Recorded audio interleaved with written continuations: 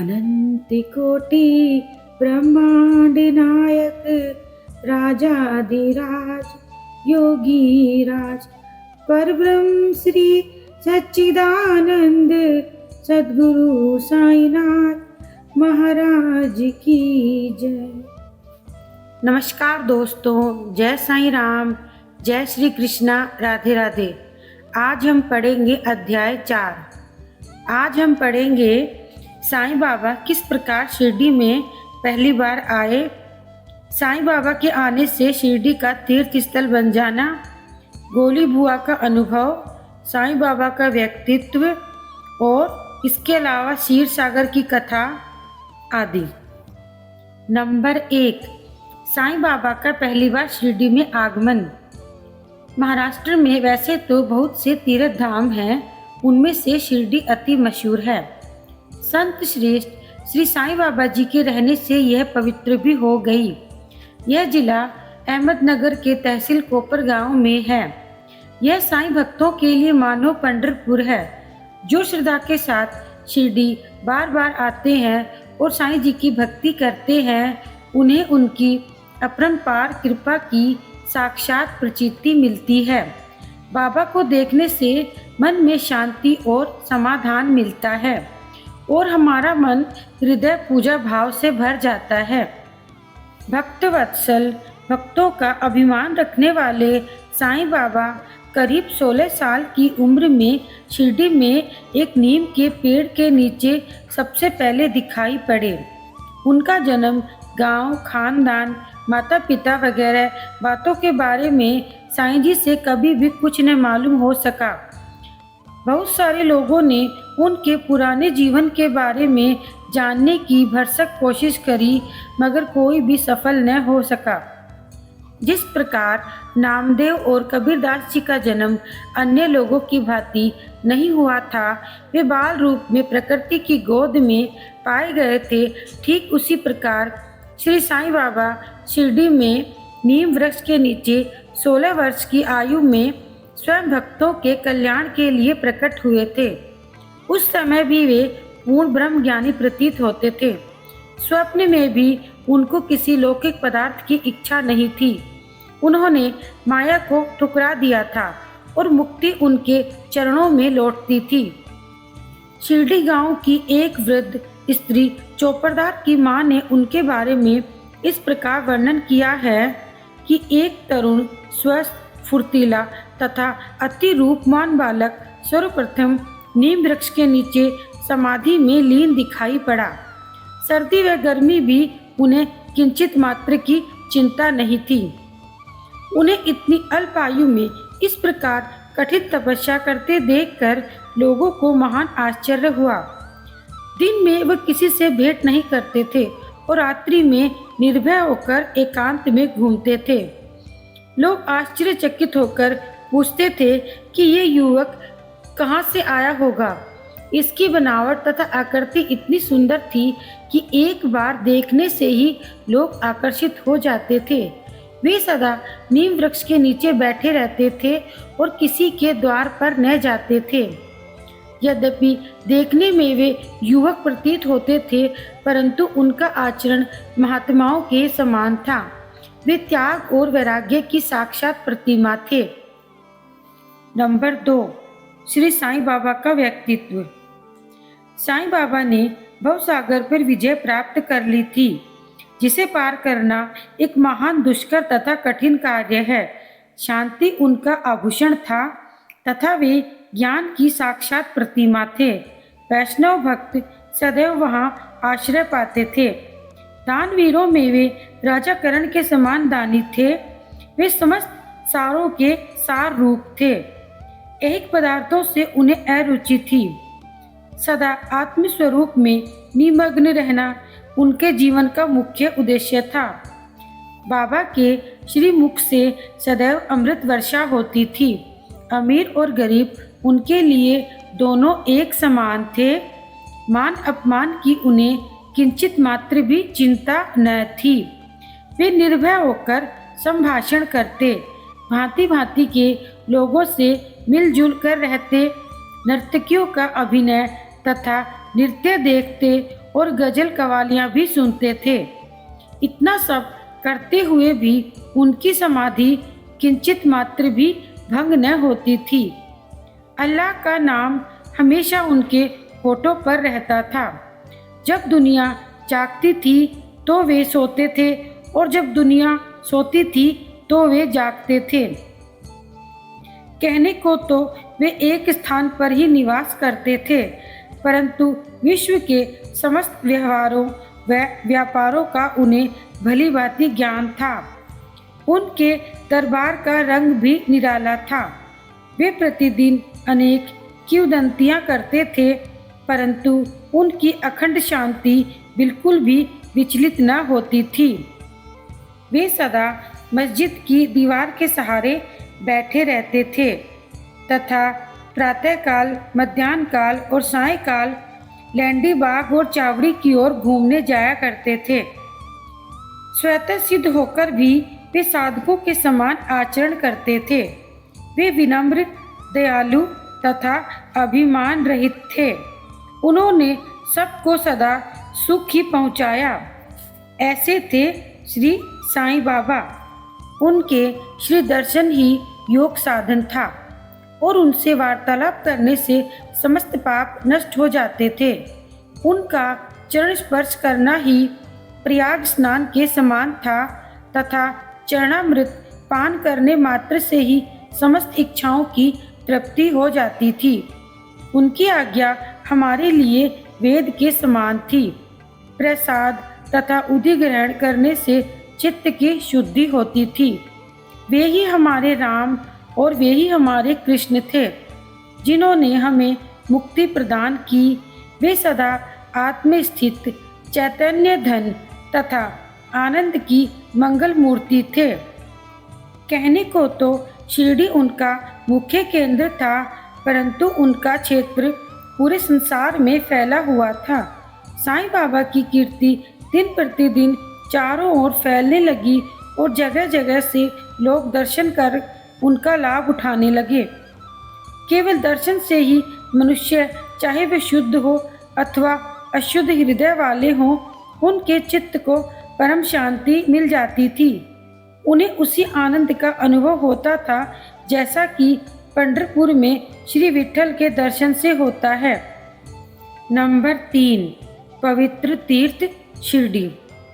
जब श्री साईं बाबा के चरणों का स्पर्श शिरडी में हुआ तो शिरडी पावन तीर्थ नगरी बन गई। उसका महत्व असाधारण हो गया। जिस प्रकार ज्ञानेश्वर ने आलंदी और एकनाथ ने पैठण का उद्धार किया था, ठीक उसी प्रकार श्री साईं बाबा द्वारा शिरडी को यह गति प्राप्त हुई। शिरडी के फूल, पत्ते, कंकड़ और पत्थर भी धन्य हैं, जिन्हें श्री साईं बाबा के चरणों की रज मस्तक पर धारण करने का सौभाग्य प्राप्त हुआ। भक्तगणों के लिए शिरडी मानो दूसरा पंढरपुर बन गया। नंबर 4, गोली बुआ। लगभग 95 वर्ष के वृद्ध भक्त, जिनका नाम गोली बुआ था, वे पंडरी के एक वारकरी थे। वे 8 महीने पंढरपुर में तथा 4 महीने गंगा तट पर निवास करते थे। सामान ढोने के लिए वे एक गधे को अपने पास रखते थे तथा एक शिष्य भी सदैव उनके साथ रहता था। वे हर वर्ष वारी लेकर पंढरपुर जाते और लौटते समय श्री साईं बाबा के दर्शन करने शिरडी आते थे। बाबा पर उनका अगाध प्रेम था। वे बाबा की ओर एकटक निहारते और कह उठते थे कि ये तो श्री पंढरीनाथ हैं, श्री विठल के अवतार हैं, जो अनाथ नाथ, दीन दयालु और दीनों के नाथ हैं। गोली बुआ श्री विठोबा के परम भक्त थे। उन्होंने अनेक बार पंढरी की यात्रा की तथा प्रत्यक्ष अनुभव किया कि श्री साईं बाबा सचमुच में ही पंढरीनाथ हैं। नंबर 5, विठल स्वयं प्रकट हुए। श्री साईं बाबा की ईश्वर चिंतन और भजन में विशेष अभिरुचि थी। वे सदैव अल्लाह मालिक पुकारते तथा भक्तों से कीर्तन सप्ताह करवाते थे। इसे वे नाम सप्ताह भी कहते थे। एक बार उन्होंने दासगणु को कीर्तन सप्ताह करने की आज्ञा दी और दासगणु महाराज ने कहा कि आपकी आज्ञा मुझे शिरोधार्य है, परंतु इस बात का आश्वासन मिलना चाहिए कि सप्ताह के अंत में विट्ठल स्वयं प्रकट होंगे। परंतु साथ में ही भक्तों में श्रद्धा व तीव्र उत्सुकता का होना भी अनिवार्य है। ठाकुरनाथ की टंकपुरी, विट्ठल की पंढरी, रणछोड़ की द्वारका, यही तो है। किसी को भी दूर जाने की आवश्यकता नहीं है। क्या विट्ठल कहीं बाहर से थोड़ी आएंगे? ये तो यही विराजमान है। जब भक्तों में प्रेम और भक्ति का स्रोत प्रवाहित होगा तो विट्ठल स्वयं भी यहाँ प्रकट हो जाएंगे। सप्ताह समाप्त होने के बाद विट्ठल भगवान स्वयं प्रकट हुए। काका साहब दीक्षित सदैव की भांति स्नान करने के पश्चात जब ध्यान करने लगे तो उन्हें विट्ठल के दर्शन हुए। दोपहर के समय जब वे बाबा के दर्शन करने मस्जिद पहुँचे तो बाबा ने उनसे पूछा, क्यों विट्ठल पाटिल आए थे ना? वे बहुत चंचल हैं, उनको दृढ़ता से पकड़ लो। यदि थोड़ी भी असावधानी की तो वे बचकर निकल जाएंगे। यह प्रातःकाल की घटना थी और दोपहर के समय उन्हें पुनः दर्शन हुए। उसी दिन एक चित्र बेचने वाला विठोबा के 25-30 चित्र लेकर वहां बेचने आया। यह चित्र ठीक वैसा ही था जैसा कि काका साहेब दीक्षित को ध्यान में दर्शन हुए थे। चित्र को देखकर बाबा के शब्दों का स्मरण कर काका साहब को बड़ा विस्मय और प्रसन्नता हुई। उन्होंने उनमें से एक चित्र खरीद लिया और अपने देवघर में प्रतिष्ठित कर दिया। नंबर 6, क्षीर सागर की कथा। श्री विट्ठल पूजन में बाबा को कितनी रुचि थी, यह तो भगवंतराव क्षीर सागर की कथा से स्पष्ट होता है। भगवंतराव के पिता विठोबा के परम भक्त थे, जो प्रतिवर्ष पंढरपुर वारी लेकर जाते थे। उनके घर में विठोबा की एक मूर्ति थी जिसकी वे नित्य प्रति पूजा करते थे। उनकी मृत्यु के पश्चात उनके पुत्र भगवंतराव ने वारी पूजन, श्राद्ध आदि समस्त कार्य करने छोड़ दिए। जब भगवंतराव शिरडी आए तो बाबा उन्हें देखते ही कहने लगे कि इनके पिता मेरे परम मित्र थे, इसी कारण मैंने इन्हें यहाँ बुलाया है। इन्होंने कभी नैवेद्य अर्पण नहीं किया तथा मुझे और विठोबा को भूखा मारा है, इसलिए मैंने इन्हें यहाँ आने को प्रेरित किया है। अब मैं इन्हें हठपूर्वक पूजा में लगा दूंगा। नंबर 7, दासगणों का प्रयाग स्नान। गंगा और यमुना नदी के संगम पर प्रयाग प्रसिद्ध पवित्र तीर्थ स्थान है। हिंदुओं की ऐसी मान्यता है कि वहाँ स्नान आदि करने से समस्त पाप नष्ट हो जाते हैं। इसी कारण प्रत्येक वर्ष लाखों की संख्या में लोग वहाँ जाते हैं और स्नान करने का लाभ उठाते हैं। एक बार दासगणु ने भी वहाँ जाकर स्नान करने का निश्चय किया। इस विचार से वे बाबा से आज्ञा लेने गए। बाबा ने कहा, इतनी दूर व्यर्थ भटकने की क्या आवश्यकता है?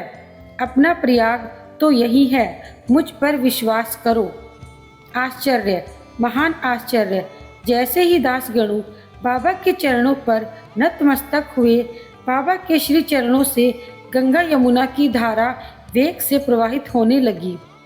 यह चमत्कार देखकर दासगणु का प्रेम और भक्ति उमड़ पड़ी और उनकी आंखों से अश्रुओं की धारा बहने लगी। नंबर 8, श्री खंडोबा का संचार। एक बार एक आश्चर्यजनक घटना हुई।